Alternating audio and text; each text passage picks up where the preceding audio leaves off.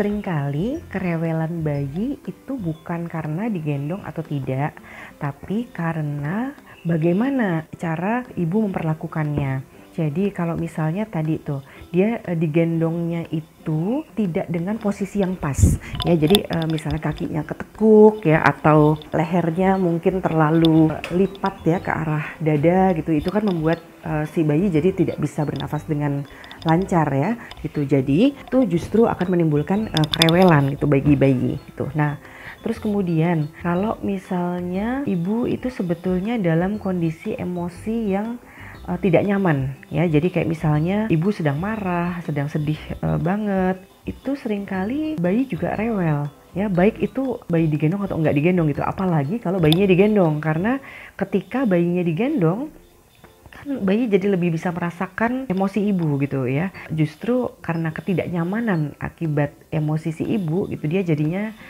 rewel tuh.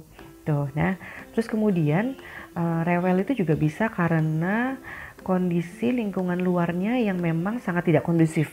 Misalnya cuacanya panas ya, padahal gendongannya biasanya cukup hangat ya buat bayi gitu ya. Kalau cuacanya panas kan jadi kepanasan bayinya. Atau kayak berisik banget ya, atau udaranya juga sangat-sangat tidak nyaman. Nah, itu juga bisa menimbulkan kerewelan gitu buat bayi.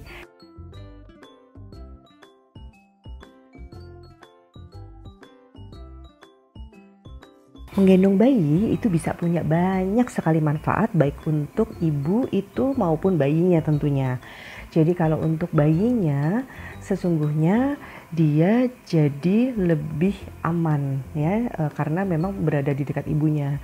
Kemudian tentunya dia jadi lebih nyaman juga, dan rasa aman dan nyaman ini sebetulnya adalah dasar dari bagaimana pembentukan attachment itu terjadi. Attachment itu adalah hubungan yang mesra antara ibu dengan bayi secara timbal balik. Kemudian dengan bayi ini digendong oleh ibunya, lebih memastikan bahwa dia ini tidak terabaikan ya gitu. Jadi memang dia mendapatkan pemenuhan kebutuhannya, baik untuk distimulasi gitu ya, atau diberi makan ya, dalam hal ini ASI gitu. Nah, kalau buat ibu itu sebetulnya juga banyak sekali manfaat ketika menggendong bayi.